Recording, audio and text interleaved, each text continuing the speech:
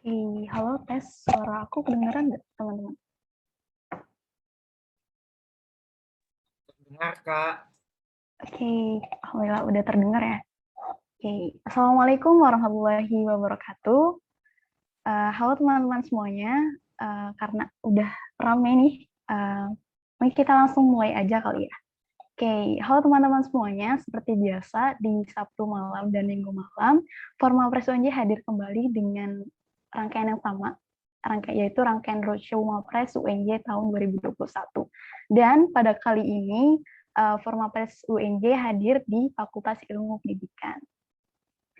Oke, sebelum kita mulai lebih jauh lagi, aku mau ngajak teman-teman semua nih yang bisa on cam, silahkan on cam ya, biar nemenin aku sama Kak Septi dan Kak Yulia.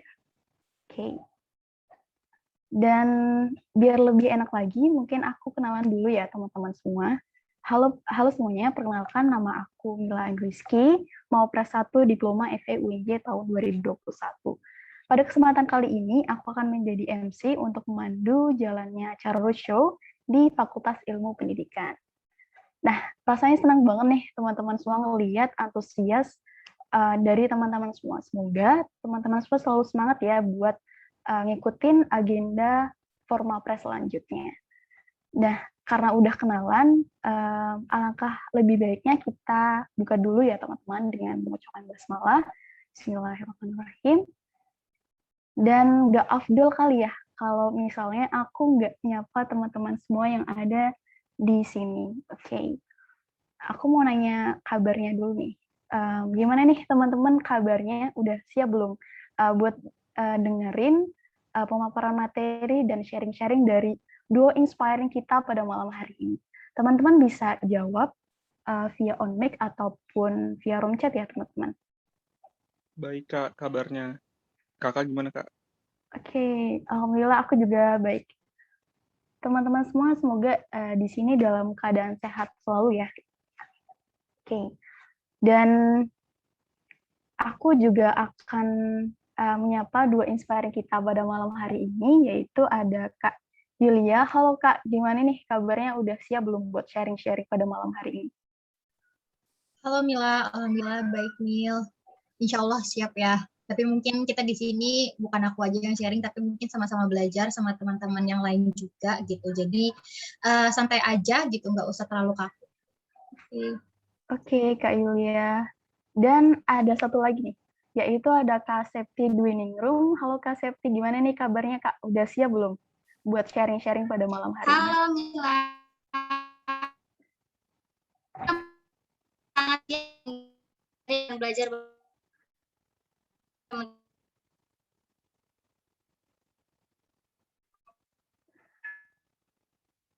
Oke, karena udah siap nih baik dari narasumber ataupun dari teman-teman semua, dan tanpa berlama-lama lagi, kepada Kak Yulia dan Kak Septi disilahkan.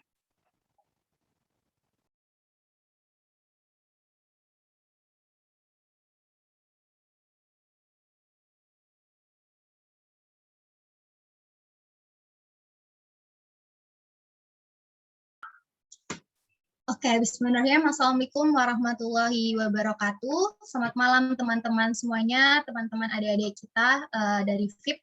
Alhamdulillah saat ini kita punya ini saatnya roadshow di Fakultas Ilmu Pendidikan. Sebelumnya izin memperkenalkan diri lagi. Tadi sudah diperkenalkan oleh Mila. Perkenalkan nama saya Yulia Gusti Wulandari. Mungkin sebelumnya saya mau nyapa dulu nih teman-teman dari prodi mana aja supaya mungkin kita bisa tahu kali ya siapa nih prodi yang belum hadir dan belum ikut di acara roadshow ini gitu. Karena harapannya melalui roadshow ini tentunya teman-teman bisa mendapatkan informasi mengenai kedepannya Pres akan kayak gimana sih gitu, alur seleksinya seperti apa sih gitu. Jadi karena nanti insya Allah tanggal 10 kita akan ada roadshow penutup atau roadshow puncak yang itu akan ada pembukaan inkubator. Jadi harapannya teman-teman bisa mempersiapkan diri dalam rentang waktu 3 bulan sebelum masuk ke seleksi proses di univ ataupun di fakultasnya masing-masing. Oke, boleh nih di komen ya dari prodi mana aja yang sudah hadir. Pendidikan khusus hadir. Ada lagi, BK udah hadir. Oke, BK, Penmas, TP, PGSD. Mana lagi ya? Oke, TP. Dari MP belum ada nih, dari MP. Oh, MP udah ada ternyata. Apalagi ya? Oke. Kurang lebih hampir semuanya udah datang ya. Mungkin minta tolong kepada operator untuk share screen-nya.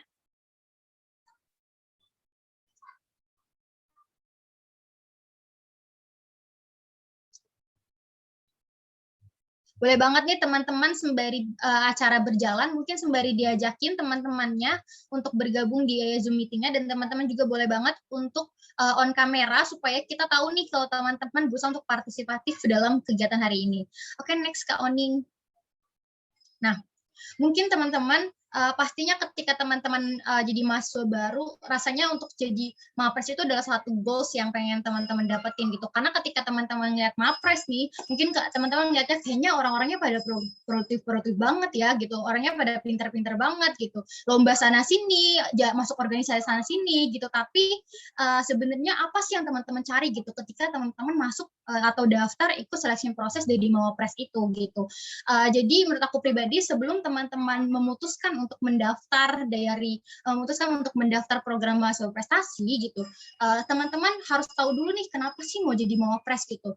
Apa sih yang mendorong teman-teman, apa sih yang menjadi motivasi teman-teman untuk mendaftar Mawapres gitu. Karena itu yang bikin teman-teman berusaha untuk komitmen sama apa yang teman-teman lakuin gitu. Dari aku pribadi dulu bahkan aku tuh ketika aku mendaftar Mawapres ya teman-teman, aku tuh bahkan sempat ragu, bahkan dari Mawapres Prodi aja aku pengen mengundurkan diri gitu, karena aku merasa kalau jadi Mawapres itu hanya sebatas untuk mendapatkan title atau mendapatkan gelar mahasiswa prestasi, bagi itu nggak guna gitu. Itu tuh nggak berguna sama sekali. Karena mungkin emang itu sangat prestisius gitu, gelar mahasiswa prestasi. Tapi ya percuma juga itu, gelar itu cuma sebatas gelar gitu. Tapi yang paling penting menurut aku pribadi adalah apa yang pengen teman-teman lakuin ketika teman-teman selesai atau telah menjadi mahasiswa prestasi itu gitu. Kontribusi itu yang paling utama dan paling penting menurut aku pribadi gitu. Karena mungkin kita bisa dapat gelarnya dari mana-mana, karena mungkin kita jangan terlalu mempersempit definisi dari prestasi itu sendiri gitu. Prestasi itu bukan hanya tentang pencapaian, maksudnya tentang pencapaian kayak teman-teman menang lomba, tapi menurut aku pribadi prestasi kita untuk masih tetap hidup di hari ini, untuk bertanggung jawab sama apa yang kita punya, itu juga merupakan bentuk prestasi diri gitu. Jadi apresiasi diri itu juga penting banget.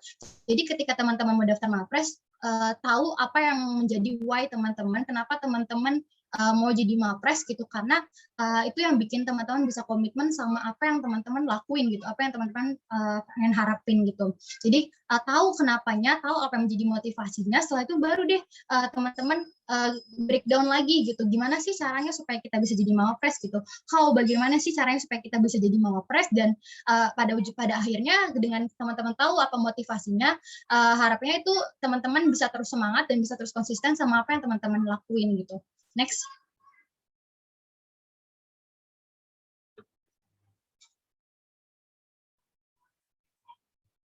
Next, Kak Oning.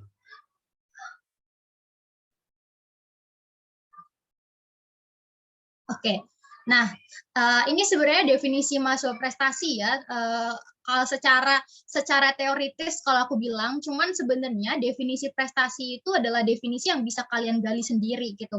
Bagaimana kalian mendefinisikan suatu prestasi itu, kalian sendiri yang tahu gitu. Kalian sendiri yang bisa mendefinisikan itu. Jadi kalau misalkan ngomongin apa sih yang menjadi indikator dari seleksi mahasiswa prestasi, ya dari mahasiswa prestasi itu bukan cuman orang-orang yang punya prestasi yang tinggi, yang banyak gitu hanya untuk dirinya sendiri, tetapi juga mereka juga bisa menyeimbangkan antara hard skill dan soft skill-nya gitu. Dari hard skill-nya mungkin kemampuan mereka dalam pemahaman teoritis atau di studi mereka gitu, soft skill-nya kemampuan mereka untuk berinteraksi dengan orang lain, kemampuan untuk manajemen diri gitu, dan kegiatan tersebut itu bisa didapetin dari kegiatan di luar kelas maupun di dalam kelas gitu. Jadi mahasiswa prestasi adalah seseorang yang memiliki kecerdasan komprehensif, mereka yang mampu menyeimbangkan dan bertanggung jawab sama apa yang mereka milikin. Tapi kalau aku bisa definisikan buat aku pribadi, mahasiswa prestasi adalah orang yang tahu dia tuh maunya apa dan mau gimana gitu. Orang-orang yang tahu apa yang pengen dia kontribusikan dan dia ingin melakukan apa gitu ke society gitu. Next, Kak Oni. Nah, Nah, jadi dalam ajang mahasiswa prestasi sendiri, karena kita saat ini ngomongin soal Mawapres ya, jadi orang-orang yang bakal terpilih menjadi Mawapres, mereka tuh akan diseleksi sesuai dengan kompetensi atau kriteria yang telah ditetapkan. Jadi akan ada nanti dijelaskan di akhir sama Kak Septi, apa aja sih yang menjadi penilaian dari mahasiswa prestasi gitu, dan apa aja sih yang menjadi berkas-berkas apa aja yang diperlukan gitu. Jadi mereka akan dipilih melalui rangkaian seleksi yang sudah disiapkan atau yang sudah diadakan, sehingga mereka yang mana diharapkan dalam hal ini mahasiswa itu memiliki prestasi yang unggul dan mampu menyeimbangkan ketiga komponen tersebut gitu, kegiatan intrakurikuler, ekstrakurikuler, dan co-kurikuler. Next, Tony.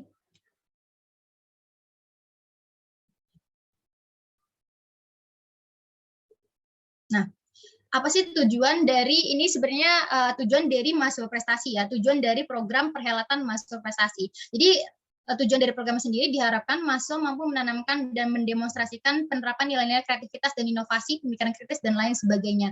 Jadi emang dalam seleksi Mawapres itu kan kita ada kayak impromptu speech, ada kita pemaparan atau mempresentasikan KTI dan lain mempresentasikan KTI, dan juga teman-teman juga dilihat dari bagaimana konsistensi teman-teman ketika teman-teman jadi mahasiswa baru dari segi portofolio prestasinya ataupun dari segi kepemimpinan dan kontribusi teman-teman di masyarakat gitu. Jadi dalam hal ini tujuan dari program mahasiswa prestasi adalah untuk menjaring nih mahasiswa-mahasiswa yang mana mereka tuh punya ide-ide kreatif untuk bisa memberikan kebermanfaatan bagi masyarakat itu sendiri atau untuk menyelesaikan permasalahan yang ada di masyarakat melalui proses seleksi yang ada gitu. Next.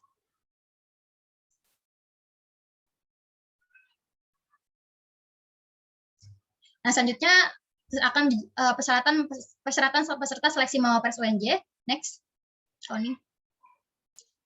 Tentu ya teman-teman, ketika teman-teman pengen mendaftar program mahasiswa prestasi, tentu ada persyaratan seleksi yang harus teman-teman penuhi, baik itu persyaratan umum maupun akan ada persyaratan khusus. Yang pasti ini harus warga negara Indonesia dan tidak berusia lebih dari 22 tahun pada saat mendaftar.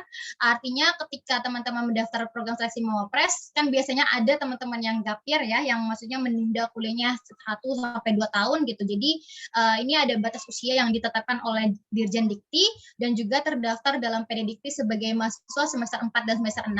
Jadi mungkin untuk teman-teman yang sekarang mahasiswa baru atau semester 1 sampai semester 3, sebetulnya boleh aja mendaftar. Tapi memang salah satu persyaratan dari mahasiswa prestasi adalah memiliki portofolio prestasi gitu. Dan jadi kenapa mahasiswa semester 1 semester 3 itu tidak disarankan untuk mendaftar mahasiswa prestasi? Karena harapannya mereka masih mempunyai waktu yang lumayan cukup untuk mengumpulkan portofolio prestasi itu. Karena mereka tuh belum, pertama mereka karena prestasi-prestasi yang dinilai ke dalam ajang mahasiswa prestasi adalah prestasi selama kalian kuliah. Jadi prestasi-prestasi kalian selama SMA itu tidak digunakan kembali gitu dalam ajang mahasiswa prestasi ini. Dan selanjutnya juga memiliki rata-rata IPK minimal 3,0 gitu, dan juga merupakan wakil resmi dari fakultas masing-masing. Nah, kalau misalkan teman-teman ikut seleksi di prodi atau di fakultas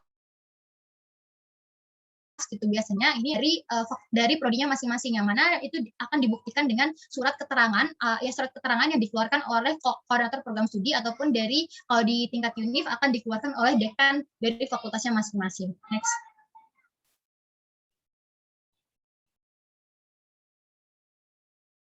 Next. Nah, selanjutnya juga ini ada berkas pendaftaran yang harus teman-teman kumpulkan dalam ajang seleksi mahasiswa prestasi, seperti rekapitulasi IPK yang mana dibuktikan dengan DHS ataupun transkrip nilai, dan ini harus ditandatangani atau harus dilegalisir atau officially ada tanda tangan dari koordinator program studi dan ataupun dari WD1 gitu, WD1 di fakultasnya masing-masing. Yang kedua juga membuat KTI sesuai bahasa Indonesia yang baku. Jadi KTI Mawapres juga berbeda dengan punya ciri khas tersendiri, beda sama ketika teman-teman ikut lomba KTI, yang biasanya dalam lomba KTI itu KTI-nya ada 5 bab, tapi dalam karya tulis Mawapres itu kita karena kita di sarjana itu, karena di FIP nggak ada 3 ya, di sarjana itu adalah KTI-nya dalam bentuk gagasan, jadi di syarat di KTI Mawapres itu cuma ada 3 bab gitu, yang berbeda sama yang ada gitu, dan ada batas maksimal dari jumlah halaman yang ada di KTI KTI-nya. Dan yang ketiga adalah membuat ringkasan KTI bukan abstrak dalam bahasa Inggris. Jadi kalau di abstrak kan itu sangat singkat banget, tapi kalau itu ringkasan gitu. Jadi poin inti, enggak poin inti, maksudnya ringkasan dari bab 1 sampai bab 3 yang telah kalian buat gitu dan kalian bikin dalam bahasa Inggris. Dan ini masuk ke dalam kriteria penilaian bahasa Inggris. Dan selanjutnya adalah mengumpulkan portofolio prestasi maksimal 10, dibuktikan dengan dokumen pendukung. Jadi nanti dokumen pendukung itu disarankan adalah dalam bentuk sertifikat ataupun surat keterangan ataupun piagam penghargaan. Jadi kalau teman-teman sekarang nih punya prestasi tapi ternyata baru hanya dalam bentuk foto kegiatannya saja, diusahakan teman-teman ngontak ke penyelenggaranya untuk meminta surat keterangan atau sertifikat, karena itu yang akan dinilai dalam bentuk portofolio prestasi itu gitu. Dan selanjutnya juga dalam portofolio prestasi juga jadi nanti kita bakal ada di sosialisasi tentang si Presmawa. Next.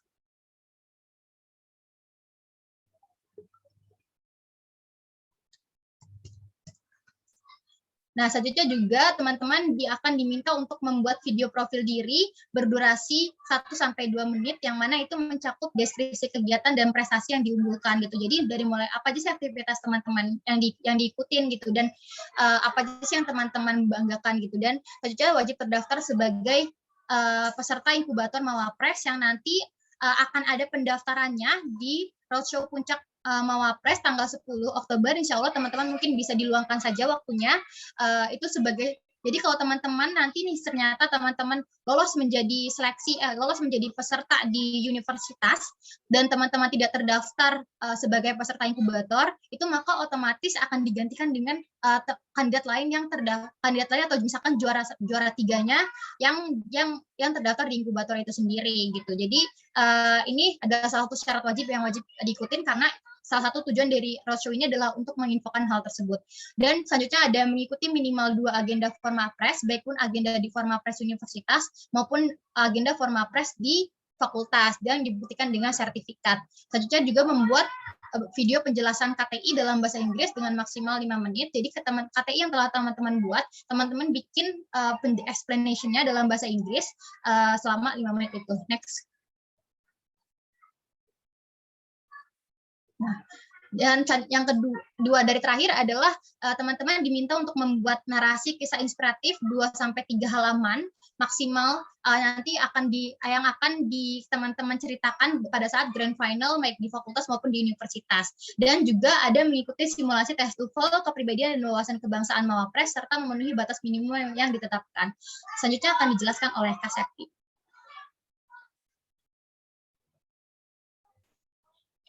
Oke, halo, selamat malam teman-teman.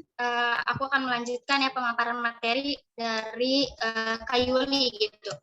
Selanjutnya ini ada inkubator Mawapres. Di sini inkubator Mawapres merupakan sebuah program ya di bawah naungan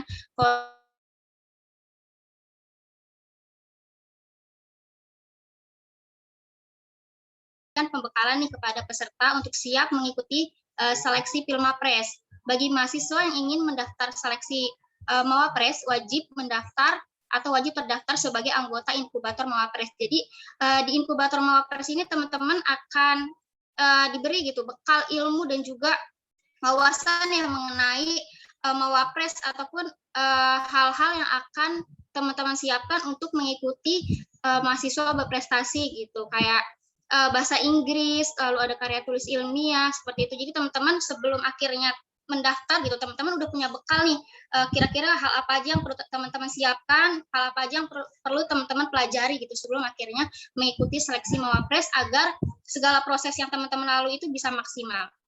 Selanjutnya.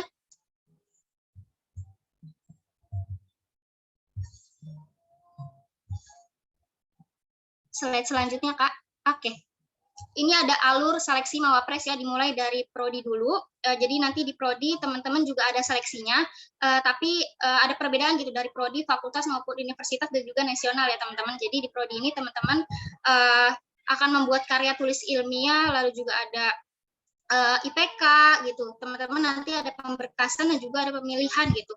Ada impromptu speech juga, lalu juga ada prestasi. Jadi tiap-tiap prodi terkadang kebijakannya berbeda seperti itu. Lalu nanti teman-teman setelah dari prodi akan dipilih 2 terbaik untuk melanjutkan ke tingkat fakultas. Nanti di fakultas teman-teman akan berjuang kembali gitu bersama dengan teman-teman prodi lainnya.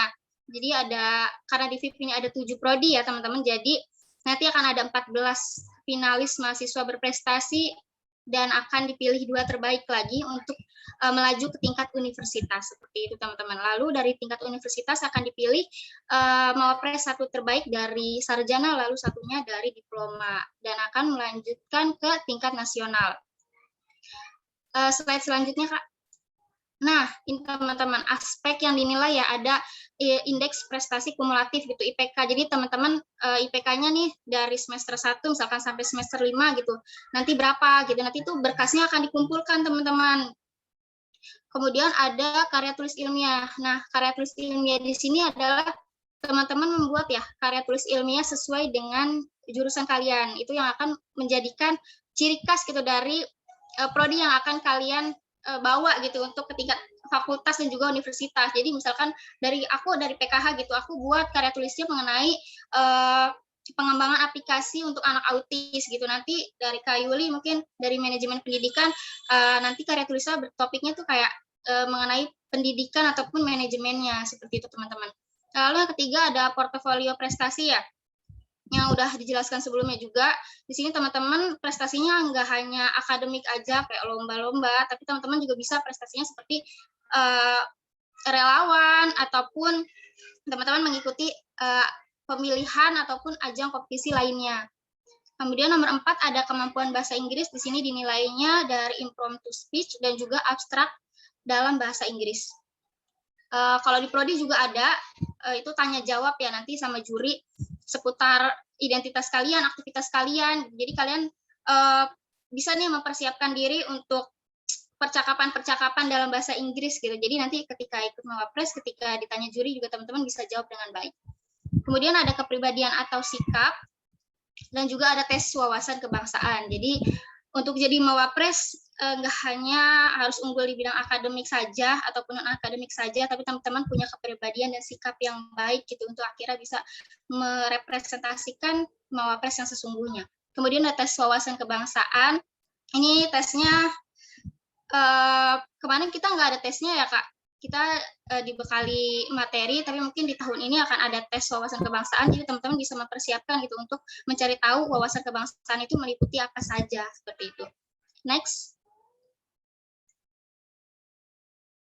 Oke, ini ada presentase penilaiannya. Untuk IPK ada 20%, portofolio prestasi 25%, KTI dan presentasinya 30%, dan 4 adalah kemampuan bahasa Inggris 25%. Nah, teman-teman bisa mempersiapkan diri nih, karena udah tahu presentasi penilaiannya seperti ini, teman-teman bisa nih memaksimalkan kira-kira di bidang mana aja teman-teman mau lebih unggul gitu. Karena kan kita tahu ya kapasitas diri kita seperti apa, jadi kita bisa memaksimalkannya dengan mengetahuinya gitu. Misalkan teman-teman nggak unggul nih di bidang bahasa Inggris gitu, teman-teman merasa kayak aku masih perlu belajar lagi gitu ya, nggak apa-apa kita belajar lagi gitu. Tapi teman-teman mau lebih unggul di KTI dan presentasi juga nggak apa-apa. Tapi kita bisa memaksimalkan, kita bisa mengusahakan untuk tetap unggul di semua aspek, untuk akhirnya teman-teman bisa belajar dan memberikan yang terbaik. Slide selanjutnya.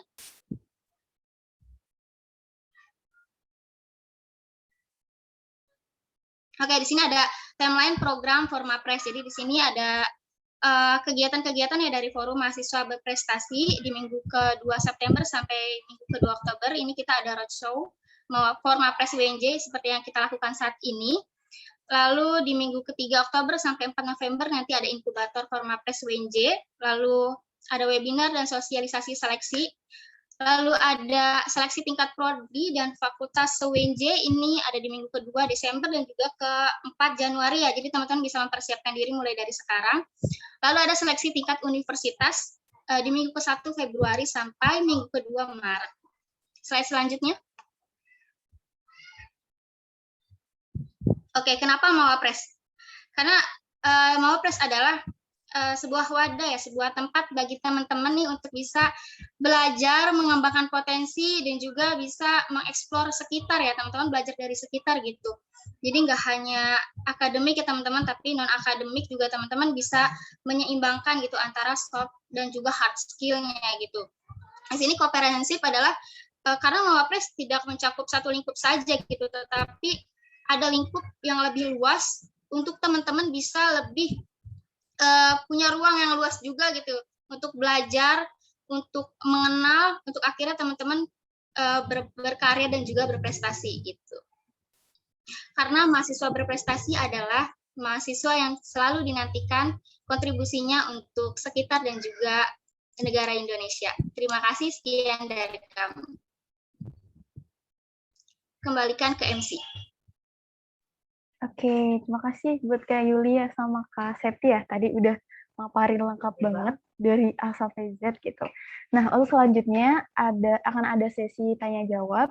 Bagi teman-teman semua yang ingin bertanya, silahkan bisa raise hand, kemudian bisa on mic, atau yang terkendala jaringan bisa bertanya melalui room chat.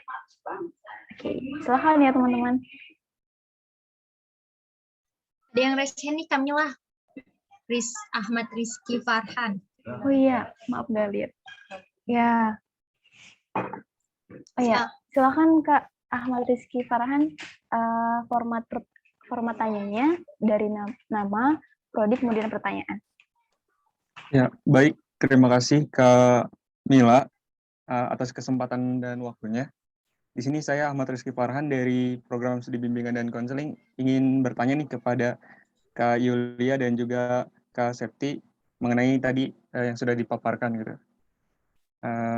Jadi saya ingin bertanya, kan tadi sempat disampaikan kalau misalkan nanti itu ada, kita diminta buat portofolio prestasi yang mana kalau saya nggak salah gitu, itu maksimal cuma sampai 10 ya Kak. Nah, itu nanti dari 10 apakah semuanya akan bisa diterima gitu Kak, atau akan diseleksi lagi? Misalkan dari 10 nanti yang lolos buat kita daftarkan ke Mawapresnya cuma 8 atau bahkan cuma 5 gitu Kak, setelah diseleksi. Nah, terus yang kedua Kak, biasanya kita dikasih tahu untuk bikin KTI-nya itu dari kapan ya Kak? Jadi kira-kira lama waktu yang dikasih gitu, diberikan buat kita menyusun KTI-nya. Terima kasih Kak. Oke, udah jelas ya Kak pertanyaannya. Buat Kak Yuli sama Kak Septi, silahkan dijawab Kak. Mungkin bisa dari Kak Yuli dulu. Pertama, untuk portofolio prestasi itu, jadi nanti pada saat inkubator, kalian akan diberikan namanya buku panduan. Jadi saat ini kita dari Formapres sedang menyusun buku panduan, yang mana dalam penilaian di penilaian prestasi itu terdapat poin-poin penilaian yang berbeda satu sama lain. Jadi contohnya misalkan juara 1 tim dengan juara 1 individu itu akan berbeda nilainya. Dan itu jadi untuk portofolio prestasi itu mungkin nanti untuk Rizky bisa aja diatur strateginya. Kira-kira prestasi mana nih yang akan lebih unggul dinilai ketika mengajukan atau memasukkan itu dalam 10 portofolio prestasi itu gitu. Jadi dan nanti kita juga akan cross check ya. Maksudnya cross check apakah prestasinya itu memang benar ada gitu. Maksudnya tuh dari segi lembaganya, kompetitifnya. Jadi nanti kita juga dari tim panitia seleksi akan mencek itu gitu. Jadi mungkin pertama yang hanya dicantumkan adalah 10 itu akan dinilai, tapi apakah nanti akan lolos semua atau akan masuk penilaian semua, itu tentu akan dilihat dari seleksi itu, dari cross check itu gitu. Jadi tetap maksudnya nanti kalau kamu yang ngatur strategi dulu, masukkan aja 10 prestasinya itu, mana yang sekiranya lebih unggul dan mana yang sekiranya nilainya lebih tinggi. Jadi nanti dari kami panitia seleksi akan melihat gitu nilainya berapa sih untuk satu prestasi ini atau 2 prestasi ini, seperti itu. Dan untuk KTI, jadi nanti kan teman-teman kita akan ada pembukaan inkubator. Jadi dalam program pembukaan inkubator itu akan diberikan pelatihan KTI, karya tulis ilmiah, pelatihan TOEFL, pelatihan bahasa Inggris, dan juga ada pelatihan tentang public speaking dan personal branding. Nah, itu adalah salah satu syarat wajib yang diikutin. Dan dalam inkubator juga, insya Allah kita akan diberikan penugasan untuk membuat KTI-nya. Sebenarnya untuk pembuatan KTI itu balik lagi sih ke individu masing-masing. Mau disusun dari sekarang KTI-nya dengan melihat beberapa KTI Mawapres sebelumnya juga boleh gitu. Yang penting adalah KTI-nya itu sejalan dengan prodinya gitu. Jadi misalkan Rizky prodi bimbingan dan konseling, berarti KTI-nya itu berkaitan dengan BK itu gitu. Dan mungkin dilihat juga struktur KTI, kan yang aku bilang struktur KTI Mawapres itu berbeda dengan struktur KTI ketika lomba-lomba pelaksanaan lomba-lomba di KTI yang misalkan kalau lomba KTI kan ada 5 bab. Kalau di Mawapres itu kita cuma cukup 3 bab gitu, dan ada batas maksimal untuk halamannya. Nah, makanya itu mungkin Rizky minta ke minta ke cutting sebelumnya, cutting Mawapres sebelumnya, minta contoh-contoh KTI yang udah ada, dan mungkin dari sekarang bisa disusun. Jadi ketika sedang pembukaan pendaftaran untuk di seleksi fakultas, setidaknya Rizky udah mempersiapkan itu gitu. Setidaknya berkas-berkasnya sudah ada gitu. Jadi kita nggak ngasih waktu harus berapa, tapi dalam proses nanti seleksi fakultas juga tentu kita akan memberikan waktu untuk revisi karena akan ada pelatihan juga gitu. Dan itu nanti juga ada berkas finalisasi kayak gitu sih untuk pemberkasan dan juga penilaian prestasi. Mungkin Septi mau nambahin. Oke, mungkin mau nambahin sedikit ya untuk portofolio prestasi. Jadi Rizky bisa mengumpulkan prestasi 10 itu yang terbaik gitu. Misalkan prestasi itu adalah ketika Rizky jadi ketua pelaksana, itu boleh banget dimasukin. Jadi lingkupnya itu lingkup internal kampus maupun nasional, itu nggak apa-apa, masukin aja. Ataupun kamu di kepanitiaan menjadi koor ya, itu juga bisa. Atau kamu di suatu organisasi menjadi kepala departemen, itu juga boleh banget masukin. Ataupun nanti kamu lagi ke kegiatan ternyata jadi peserta terbaik, itu boleh juga dimasukin gitu. Jadi 10 itu adalah kombinasi ya antara prestasi di bidang akademik maupun non akademik seperti itu. Lalu untuk KTI kurang lebih sih kita punya waktu ya 1 bulan gitu untuk akhirnya kamu bisa mempersiapkan nih topik KTI apa yang mau kamu susun gitu. Jadi nanti mendekati pendaftaran prodi, kamu udah ada nih topiknya, kamu tinggal susun aja gitu kerangka dan mulai kerjain gitu. Kak, boleh nanya lagi nggak? Menanggapi gitu. Iya, jadi berarti Kak, kan kalau nggak salah tadi itu di antara Desember sampai Januari ya Kak, dibukanya seleksi di prodi dan fakultas. Nah, berarti itu kita semisal kita belum punya KTI yang udah jadinya, itu kita tetap masih bisa daftar ya Kak? Bukan yang udah jadi dulu baru kita daftar gitu Kak? Jadi biasanya kan kalau di seleksi pendaftaran itu ada berkas-berkas yang dikumpulkan ya.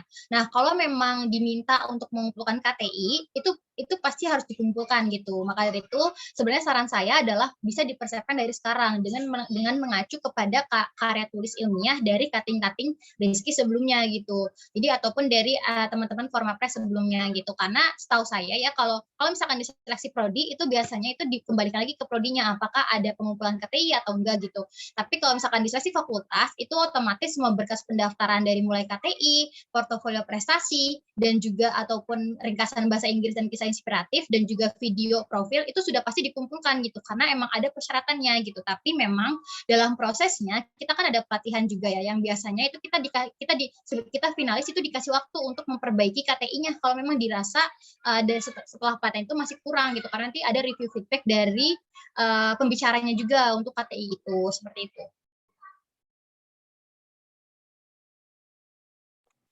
Baik Kak, terima kasih Kak. Saya nanya lagi boleh nggak sih Kak? Boleh silakan. Boleh. Sepuasnya aja.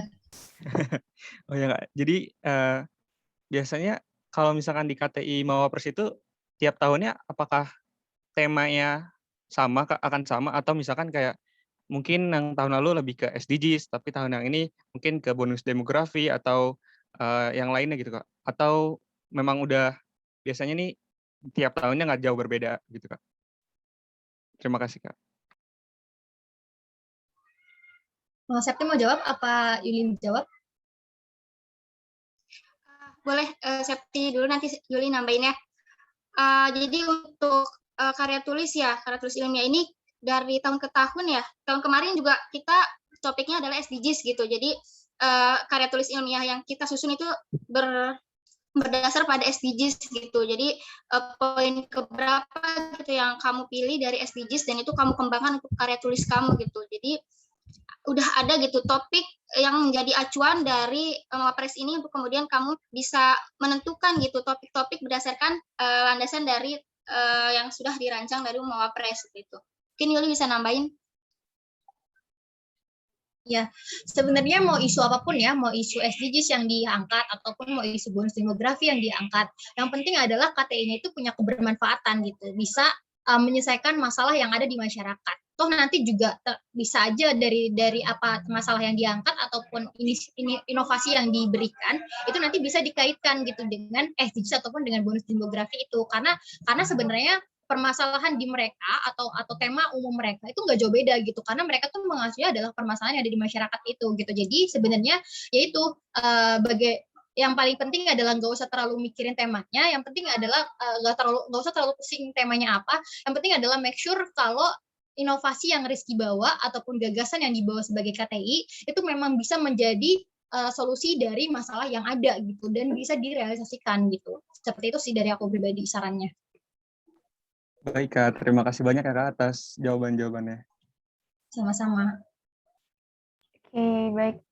Udah jelas ya buat Ahmad Rizky Farhan. Oke, terima kasih atas pertanyaannya.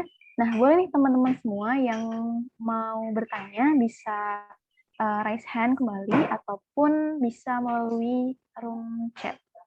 Seperti itu. Dan mungkin sambil nunggu teman-teman yang lain buat tanya nih Kak, aku mau nanya, boleh nggak Kak?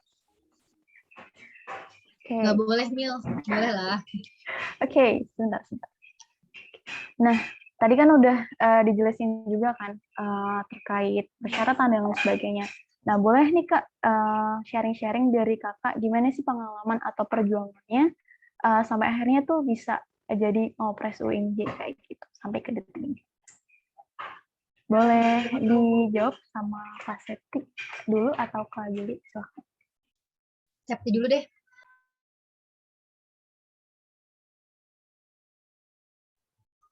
Oke, aku coba jawab ya, Mila, pertanyaan dari kamu, perjuangan dalam mengikuti Mawapres gitu. Perjuangannya sungguh luar biasa ya. Jadi berawal dari ketidakpercayaan diri dan juga kayak takut untuk mencoba nih. Akhirnya aku bisa menemukan diri aku dan juga menemukan kepercayaan di dalam diri aku untuk mencoba suatu hal yang menurutku kayak aku nggak bisa nih gitu, aku nggak mungkin nih gitu. Tapi ternyata aku bisa melawan rasa takut di dalam diri aku bisa menemukan diri aku untuk akhirnya aku berjalan dengan percaya diri gitu untuk mencoba mendaftar menjadi Mawapres gitu. Dan di Mawapres ini tentu aku niatkan dari awal ya untuk bisa belajar banyak hal gitu untuk akhirnya aku bisa bermanfaat dan juga bisa menginspirasi sekitar aku dan juga diri aku lagi tentunya. Jadi memang dari proses itu akhirnya aku bisa ada di titik sekarang gitu, di titik dimana aku banyak sekali belajar dari hal-hal yang ada di sekitar aku untuk akhirnya aku bertumbuh gitu menjadi pribadi yang lebih baik dan juga pribadi yang memiliki sudut pandang yang lebih luas, yang lebih beragam gitu. Jadi nggak hanya di satu titik aja, tapi aku bisa melihat dunia dari berbagai titik dan juga bisa bertemu dengan teman-teman luar biasa. Dan dari mereka, aku akui mereka keren-keren semua. Dan dari mereka aku juga bisa belajar banyak hal lagi gitu. Seperti itu, Mila. Oke, boleh dari Kak Yulia. Oke, sebenarnya seperti yang aku bilang ya, mungkin ketika mahasiswa baru, memang aku salah satu goals atau target yang aku punya itu jadi Mawapres gitu. Tapi sebenarnya apa yang aku lakuin selama jadi mahasiswa, lomba-lomba yang aku ikutin, organisasi yang aku ikutin, itu nggak pernah aku decide karena sebagai memenuhi persyaratan Mawapres gitu. Karena aku tuh nggak secari itu, nggak sejat itu mencari informasi soal Mawapres gitu. Jadi kayak anaknya tuh ya udah ada opportunity apa ambil gitu, let flow aja gitu. Aku tipe orang yang kayak gitu aku tipe orang yang kalau lomba ataupun ikut kegiatan itu ya udah daftar aja, bodo amat kayak gue mau menang mau kalah gitu. Jadi tipe yang ya udahlah gitu. Jadi kalaupun kalah berkali-kali juga nggak sedih-sedih banget gitu, ataupun kalau menang juga ya nggak senang-senang banget gitu. Jadi ya biasa aja kalau dari aku pribadi.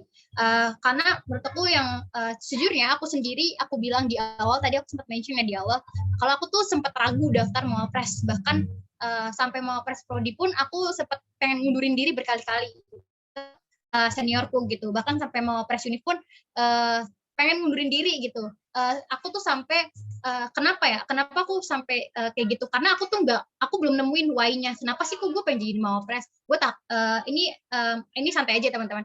Karena takutnya adalah gue menjadikan mawapres itu adalah ajang pembuktian diri, gitu. Ajang pembuktian diri untuk iya nih Yuli mawapres nih keren atau apa gitu ya, atau ajang pembuktian diri untuk wah kayaknya pinter deh lu kan mawapres gitu atau apa. Jadi sebenarnya gue takut nih mawapres nih ketika gue daftar ya ini bakal cuma sebagai ajang pembuktian diri gue doang gitu. Sebenarnya itu maka dari itu ketika awal mawapres ada sempat keraguan untuk daftar gitu karena ya takut aja gitu, takut niatnya salah gitu. Sebenarnya apa sih yang gue cari dari mawapres itu tuh, bahkan sampai aku tuh konsultasi ke Kahanin, ke Kapurwo, pokoknya ke senior-senior yang emang udah duluan nyemplung di Mawapres gitu. Sampai aku tuh nanya apa sih yang jadi motivasi mereka gitu ketika mereka daftar Mawapres. Karena aku mention di awal juga, kalau penting untuk tahu apa sih why-nya, strong why-nya kalian gitu, kenapa. Tapi kalau aku boleh cerita kenapa strong why aku pengen daftar, pada akhirnya aku daftar Mawapres, aku tuh nggak decide Mawapres tuh harus menang atau apa gitu, tapi memang pressure Mawapres itu bahkan satu-satunya lomba yang bikin gue nangis adalah Mawapres gitu. Selebihnya lomba-lomba lain mau gue kalah mau berapa kali pun gue bodo amat, nggak pernah nangis gitu. Tapi di Mawapres tuh gue benar-benar nangis. Karena apa? Karena ekspektasi orang ketika teman-teman Yuli jangan lupa ya daftar Mawapres, Yuli nanti daftar Mawapres ya, itu senior teman-teman. Jadi kayak ngerasa kalau gue daftar Mawapres kayaknya gue cuma pengen ngebuktiin diri buat mereka doang nih kalau gue bisa gitu. Itu tuh sempat kayak takut kayak gitu karena ya buat apa kalau cuma kayak gitu.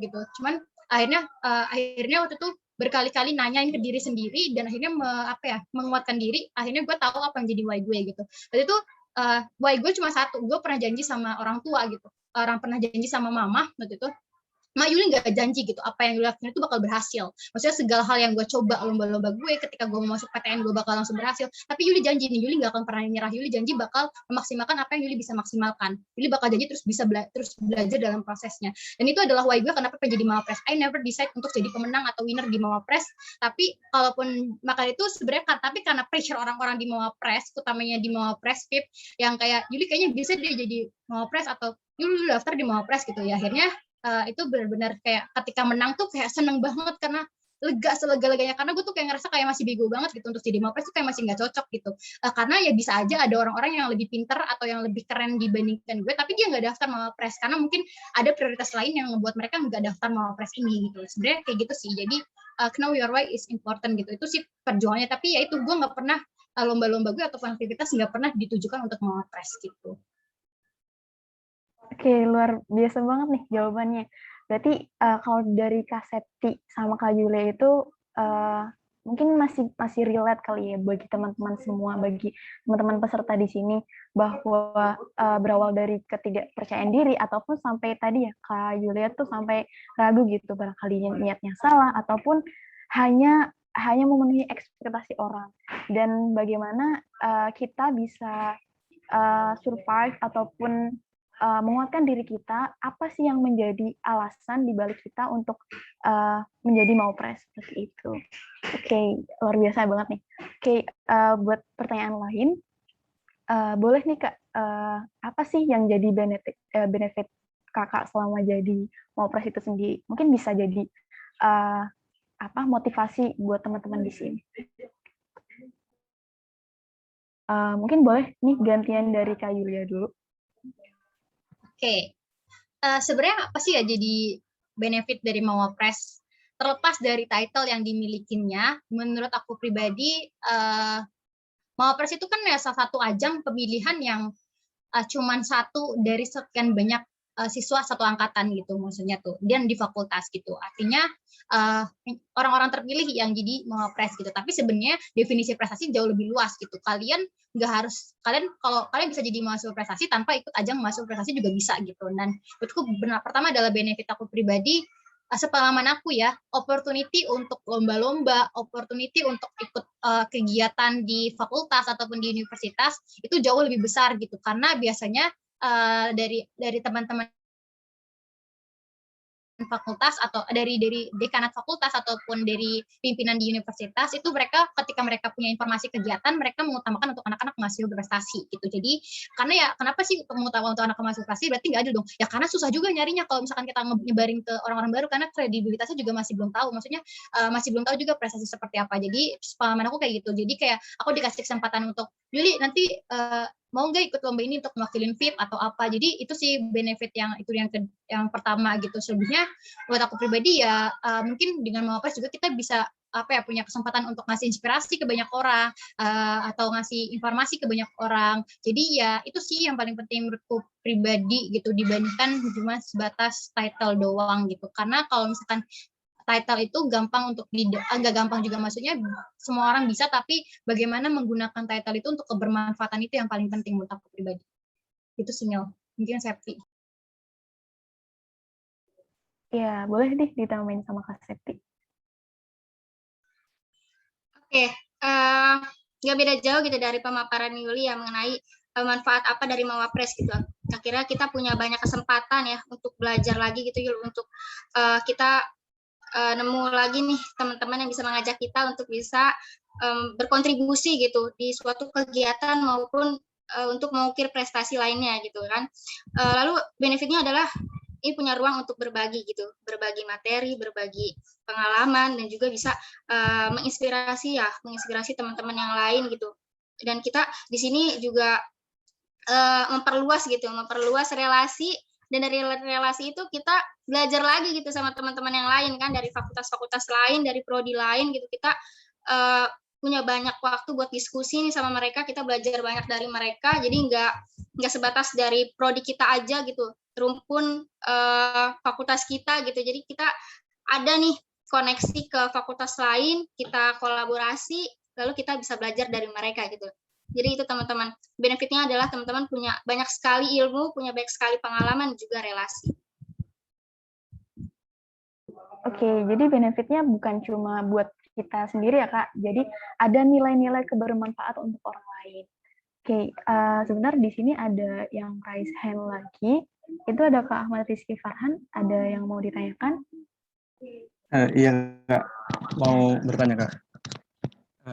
Ini kan tadi salah satu syaratnya juga Kak ada TOEFL ya Kak. Itu TOEFL-nya nanti kita di luar atau dari UNJ-nya nih, dari Formapresnya itu ngadain Kak. Dan apakah ada syarat minimal skor TOEFL-nya gitu Kak? Terima kasih Kak. Oke, aku izin jawab ya untuk TOEFL ini. Jadi nanti untuk TOEFL itu dari UNJ, dari kami Formapress berusaha untuk memfasilitasi. Tapi kalau Rizky punya prediction test sendiri ataupun belajar TOEFL sendiri di luar, itu juga nggak apa-apa, dicantumkan aja, malah itu menjadi nilai tambah atau poin plus gitu. Nah, cuman apakah nanti ada syarat minimum atau enggak, kita nggak bisa memberikan informasinya sekarang atau memastikan sekarang, karena saat ini kita dari tim Formapress masih mendiskusikan hal tersebut gitu. Apakah TOEFL ini akan menjadi indikator penilaian utama gitu, tapi bisa dipersiapkan aja dari sekarang gitu. Karena semakin baik nilai TOEFL-nya, tentu juga semakin tinggi poinnya, seperti itu sih. Oke, dari Kak Septi, ada yang mau ditambahin lagi nggak Kak?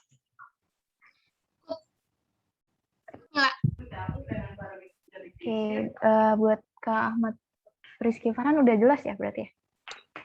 Sudah jelas Kak. Terima kasih Kak. Ya, sama-sama. Dari teman-teman yang lain ada yang mau ditanyain dulu? Masih ada Kak Yulia sama Kak Septi. Oke. Dan sembari nunggu pertanyaan dari teman-teman yang lain, aku mau nanya lagi nih Kak, buat Kak Septi dan Kak Yuli. Nah, kira-kira boleh nih di sharing-sharing gimana sih tips dan triknya dari Kak Yulia dan Kak Septi untuk mengikuti ajang Mawapres ini. Oke, boleh nih dari gantian dari Kak Septi. Silahkan Kak. Oke, tips and triknya ya untuk mengikuti Mawapres gitu. Yang pertama adalah kenali dulu gitu diri kalian, kenali potensi kalian, kira-kira apakah potensi kalian ini ingin dikembangkan di Mawapres gitu, ingin ditingkatkan lagi di Mawapres gitu, seperti yang udah Yuli sampaikan ya, apa tujuannya gitu, apa motivasi kalian mengikuti Mawapres gitu. Jadi dari hal tersebut teman-teman bisa mengetahui gitu langkah-langkah apa, tujuannya apa, dan juga teman-teman bisa mempersiapkan hal tersebut dengan sangat baik, karena teman-teman udah tahu nih tujuan teman-teman apa, teman-teman juga udah kenal sama diri teman-teman gitu. Jadi hal itu akan bisa menumbuhkan kepercayaan diri lagi, terus juga teman-teman bisa optimis ya, dan juga teman-teman ada nih motivasi-motivasi untuk akhirnya bisa sangat yakin untuk terjun ke dalam Mawapres gitu. Dan juga untuk mengikuti Mawapres tentunya teman-teman harus belajar, harus latihan. Jadi teman-teman juga harus cari tahu kira-kira hal apa aja yang perlu dipersiapkan untuk mengikuti Mawapres gitu. Nah, teman-teman mulai latihan, mulai bertanya-tanya dari sekarang sama teman-teman sebayanya ataupun sama kating-katingnya nih. Terus belajar dari mereka juga boleh banget, minta waktu mereka untuk sharing-sharing gitu.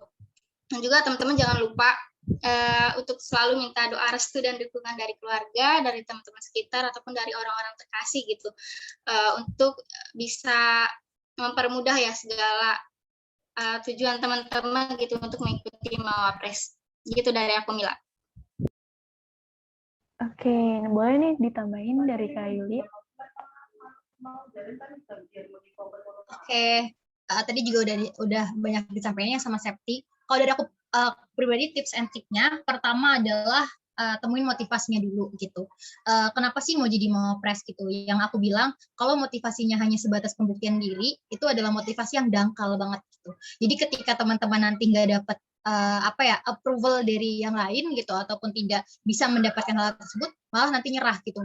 Jadi lakuin segala sesuatunya untuk diri sendiri aja gitu, jangan untuk mencari pembuktian dari orang lain atau approval dari orang lain itu sendiri gitu. Dan yang kedua adalah ya penting banget untuk mengenali diri sendiri, tapi memang proses pengenalan diri sendiri adalah proses perjalanan seumur hidup gitu. Kadang kita menemukan, kadang kita kehilangan gitu. Maksudnya ya kadang kita ngerasa passionate banget di satu bidang, tapi ternyata udah bertahun-tahun ngejalanin hilang lagi motivasinya gitu. Ya nggak apa-apa, menurutku pribadi itu adalah hal yang wajar, tapi terus belajar dan bereksplorasi itu hal yang penting daripada terus-terusan mempertanyakan passion gue apa ya gitu. Jadi malah nanti nggak ngelakuin apa-apa. Yang penting adalah kalau masih nggak tahu maunya apa, sukanya apa, coba aja dulu semuanya gitu. Coba aja, mulai aja ikutin semuanya. Nanti kalaupun nanti seiring berjalannya waktu akan ada hal-hal yang mengerucut salah satu hal atau salah satu bidang gitu. Dan yang kedua yang aku lakuin adalah penting untuk cari mentor. Aku setiap kali aku mau daftar apapun ya, maksudnya setiap aku mau daftar Mawapres, pas aku daftar Mawapres, ketika aku mau daftar pelatihan kepemimpinan di luar atau aku mau ikut organisasi di luar, aku selalu nanya ke orang yang udah duluan nyemplung ke bidang tersebut gitu. Aku selalu nanyain apa sih hal apa yang mereka pelajarin di situ gitu, atau gimana caranya mereka, apa yang jadi motivasi mereka gitu, di situ budayanya seperti apa. Jadi aku selalu nanya gitu. Bahkan aku dulu ketika masih offline ya, aku tuh pernah pengen banget ikut gabung di organisasi. Dan waktu itu pas banget ketika ada pembicara itu backgroundnya ternyata organisasi yang aku pengen ikutin. Aku akhirnya setelah selesai seminar itu aku tunggu pembicaranya, tunggu sampai semuanya keluar, dan aku tunggu pembicaranya dan aku ngobrol sama mereka gitu soal interestku untuk join di organisasi mereka gitu. Jadi cari mentor yang bisa ngebantu kalian, yang bisa ngarahin kalian, atau ibaratnya seenggaknya kalian bisa belajar dari pengalaman mereka gitu, karena mereka lebih dulu nyemplung dan lebih dulu tahu soal apa yang bagaimana medan yang akan kalian hadapin gitu. Kayak gitu sih. Dan yang ketiga adalah cari supportive friend atau orang-orang yang mendukung kalian gitu. Dan ketika ternyata kalian gak menemukan itu di program studi ataupun di teman-teman prodi kalian, ya cari keluar, jangan malah menyalahkan lingkungannya gitu. Fokus ke hal-hal yang bisa kita kontrol. Hal-hal yang bisa kontrol adalah diri kita sendiri. Bagaimana kita bersikap, bagaimana kita berpikir, bagaimana kita bertingkah laku gitu. Kalau emang lingkungan sekitar kita toksik atau pertemanan kita toksik, ya udah ngapain pusing-pusing mereka yang lakuin hal tersebut. Ya mending cari aja lingkungan yang lain gitu. Kalau aku pribadi, alhamdulillah di lingkungan prodiku, maksudnya teman-temanku di prodi sih nggak toksik ya, malahan mereka adalah orang yang sportif banget, malah kita saat ini lagi bareng-bareng di organisasi gitu. Dan ya itu kalau tidak nemu di program studi kalian, teman dan nggak mendukung itu, cari itu di komunitas, cari itu di UKM, ataupun cari di luar. Dan nggak harus satu prodi, nggak harus lingkungan terdekat, bisa juga lingkungan online atau misalkan komunitas online sekarang sudah mulai marak gitu. Jadi cari supportive circle yang bisa mendukung kalian, yang bisa mengingatkan atas apa yang kalian lakuin gitu. Itu sih yang menurut aku yang paling penting ya. Dan satu lagi, being konsisten gitu. Jangan ngelakuin sesuatu hanya untuk membuktikan diri, dan jangan juga takutnya itu ketika teman-teman itu akan berhenti gitu. Tapi ya itu konsisten aja ngelakuinnya untuk diri sendiri aja gitu. Nggak usah mikirin apa yang orang pikirin. Karena Nabi Muhammad aja yang sebaik itu aja masih ada yang nggak suka, apalagi kita yang manusia biasa gitu. Jadi nggak disukai sama orang tuh wajar banget gitu. Nggak bisa kita ngebuat semua orang tuh suka gitu sama kita gitu. Ya sama nilai-nilai kita bertentangan sama apa yang tidak tidak bertentangan dengan apa yang orang lakuin, atau tidak menjerumuskan orang lain, atau tidak melukai orang lain, ya nggak, lakuin aja apa yang kalian mau lakuin gitu. Bodo amat aja orang mikir apa gitu, karena kalian yang tahu apa yang kalian mau, apa yang kalian butuh. Menurutku itu sih yang paling penting, konsisten sama apa yang dimau, nggak usah mikirin orang lain ngomong apa, nggak usah mikirin orang bakal suka atau enggak, karena itu wajar gak disukain sama orang, kayak gitu sih. Oke, udah lengkap banget nih dari tadi jawaban dari Kak Yulia dan Kak Septi, di mana kita di awal nih perlu mengenali diri dan bagaimana kita bisa tahu motivasi terbesar apa ketika kita menjadi mahasiswa berprestasi. Di sisi lain, ketika mempersiapkan dari awal, yaitu yang terpenting perlu mencari mentor, orang-orang yang mendukung di sekitar kita, dan yang terakhir yaitu konsisten. Oke. Gitu ya teman-teman semua, semoga bisa menginspirasi buat teman-teman VIP pada malam hari ini. Oke, belum ada pertanyaan masuk lagi nih. Boleh ya teman-teman, kalau misalnya ada pertanyaan boleh disampaikan, raise hand ataupun bisa melalui room chat. Mumpung masih ada Kak Yulia sama Kak Septi, kapan lagi gitu bisa sharing-sharing sama Kak Yulia dan Kak Septi.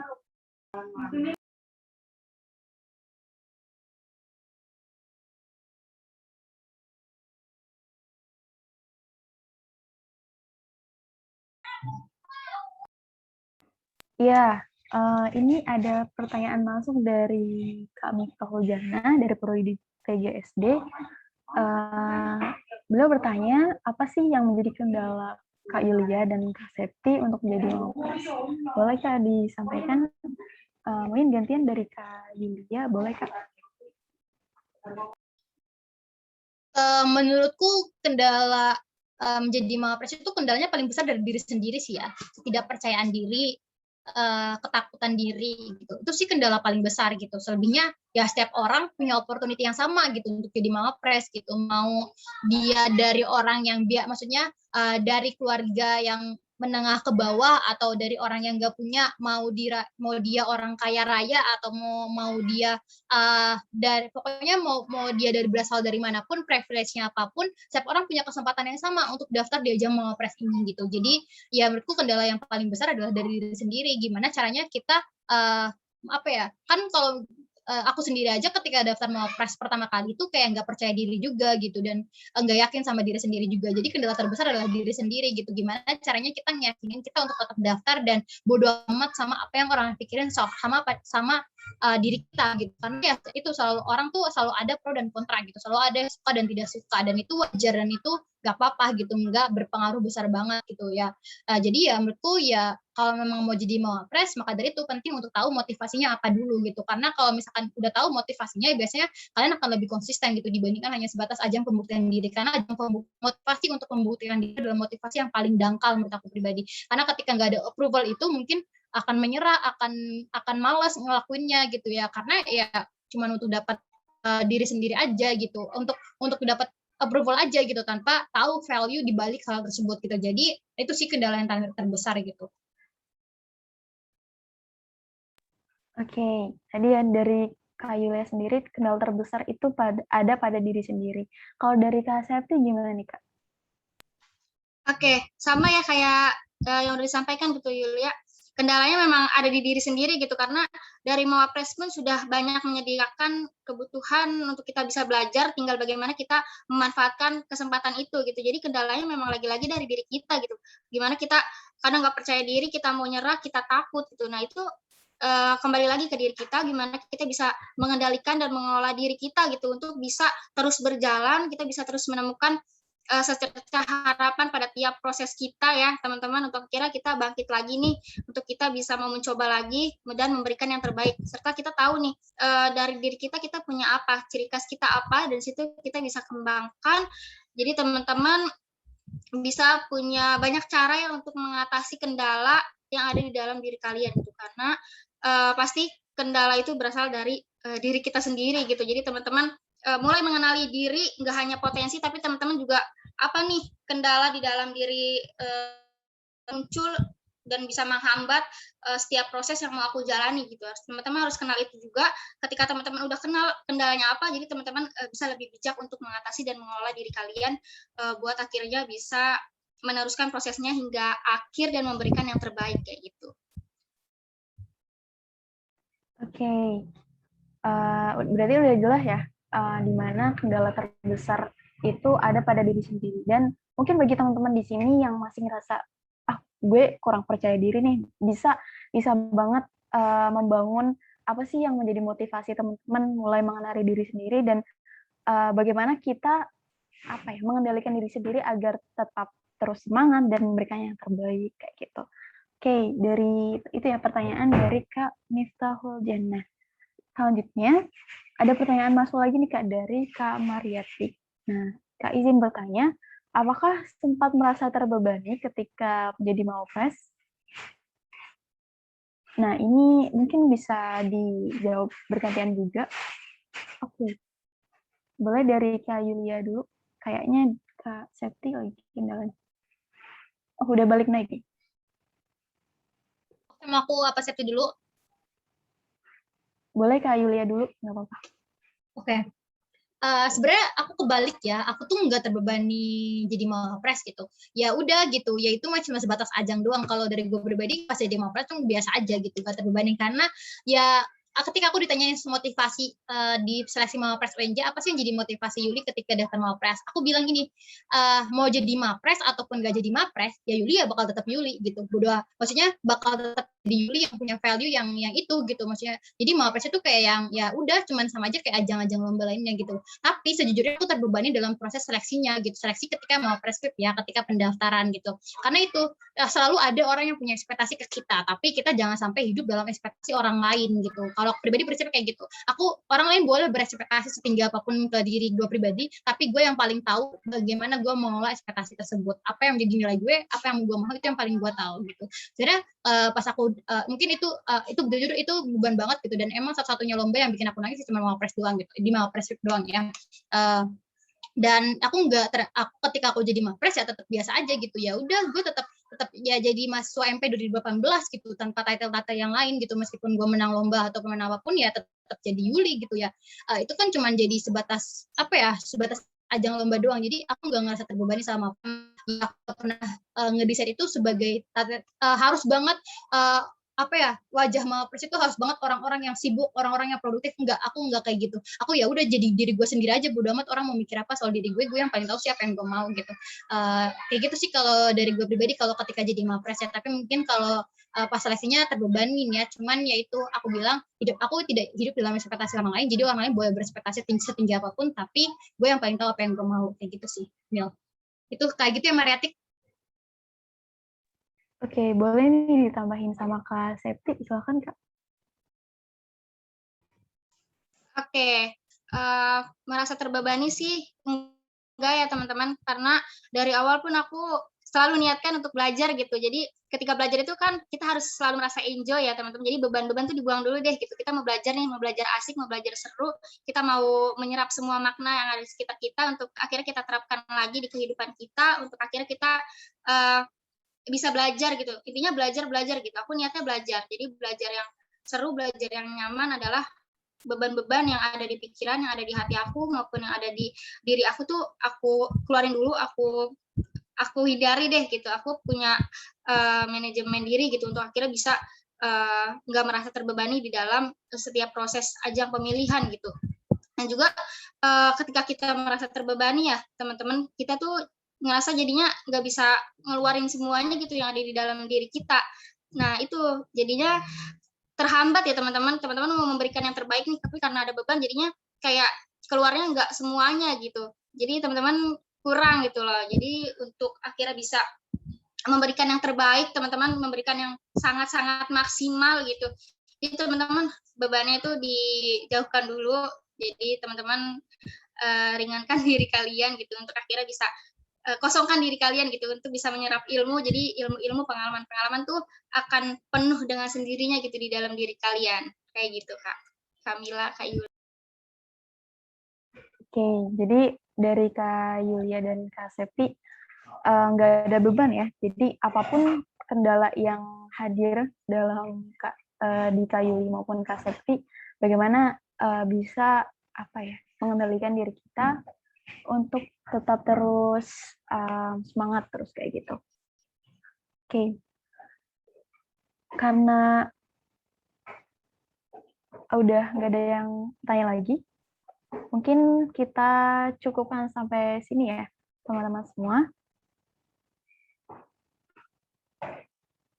Oke, selanjutnya akan ada closing statement dari Kak Yulia dan Kak Septi kepada Kak Septi dulu ya. Silakan Kak. Dari aku dulu ya. Ya. Oke. Oke, ini teman-teman ada salah satu kalimat yang sangat memotivasi aku gitu sampai saat ini adalah sebuah harapan berawal dari sebuah langkah kecil, dan sebuah langkah kecil dapat menghadirkan sebuah mimpi besar. So, jadi buat teman-teman yang punya harapan, yang punya sebuah mimpi, mulailah dari langkah kecil gitu, dari langkah yang memang kalian sukai gitu, kegiatan-kegiatan ataupun hal-hal yang kalian sukai, mulailah dari situ untuk akhirnya teman-teman bisa berkarya, berprestasi, menginspirasi dan juga bermanfaat. Oke, boleh dari Kak Yulia. Oke, sebelumnya terima kasih banyak buat teman-teman yang udah hadir di acara hari ini. Mungkin dari aku dan Septi banyak kesalahan ataupun dari penyelenggaraan acara ini, tapi aku mau ucapin makasih atas partisipasinya. Kalau dari aku pribadi, aku saranin adalah ketika teman-teman yang paling tahu sih apa yang teman-teman mau, apa yang teman-teman bisa, apa yang menjadi nilai dan value kalian. Pokoknya mau ikut ajang apapun, jangan jadiin ajang itu untuk membuktikan diri kalau kalian emang keren, kalian emang paling pinter, paling lainnya buat aku pribadi, tapi itu jadiin sebagai proses pembelajaran gitu. Jangan hidup dalam ekspektasi orang lain, tapi hiduplah untuk diri kita sendiri gitu, untuk menjadi pribadi yang lebih baik lagi dari hari ke hari gitu. Dan tadi seperti yang Septi bilang, tapi mungkin bahasanya beda. Yang aku bilang, mulai aja dulu, belajar aja dulu, karena a big dream it start from small step gitu. Mimpi-mimpi besar itu selalu dimulai dari langkah-langkah kecil gitu. Maka dari itu selalu niatkan ini untuk minta ke Allah untuk dimudahkan proses belajarnya dan lain sebagainya. Thank you. Oke, luar biasa banget ya tadi dari awal kita udah dengerin sama-sama pemaparan materi dari Kak Yulia dan Kak Septi, dan sampai akhirnya gimana Kak Yulia dan Kak Septi sharing-sharing terkait perjalanan ataupun tadi benefit, tips, trik, dan lain sebagainya. Nah, buat teman-teman semua, terima kasih juga aku ucapkan yang udah hadir pada malam hari ini. Semoga acara pada malam hari ini bisa bermanfaat ya teman-teman. Dan tadi ya, kita coba implementasikan kata-kata dari Kak Yulia dan Kak Septi, di mana kita coba bangun motivasi terbesar dalam diri kita, coba mengenali diri kita, sampai akhirnya kita bisa mampu dan bisa bermanfaat bagi orang lain. Oke, kurang lebihnya mohon maaf dari aku ya. Sampai jumpa di agenda formal play selanjutnya. Terima kasih. Wassalamualaikum warahmatullahi wabarakatuh. Waalaikumsalam warahmatullahi wabarakatuh. Boleh kita foto bersama dulu ya. Ya, foto bersama dulu ya. Boleh, teman-teman bisa on cam dahulu nih. Kita foto bersama dulu.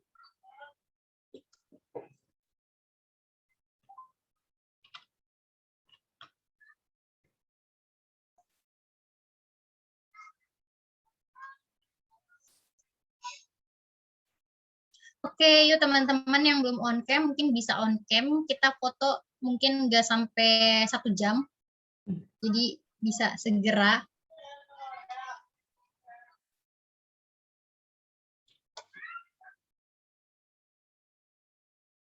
Ini nggak ada lagi. Ini ada lagi yang mau on cam? Oke, mungkin langsung aja Kak Oning. Oke, pandu ya. Yuk Gaya, 1, 2, 3. Lagi. 1, 2, 3. Slide berikutnya. 2 ya. 1, 2. Sekali lagi slide 2, 3, 2. Oke, terima kasih. Terima kasih, Kak. Terima kasih Terima juga kasih teman-teman semua. yang sudah hadir. Terima kasih teman-teman. Kasih, Kak. Terima kasih, Kak. Ya. Terima kasih, Kak. Terima kasih, Kak. Ya.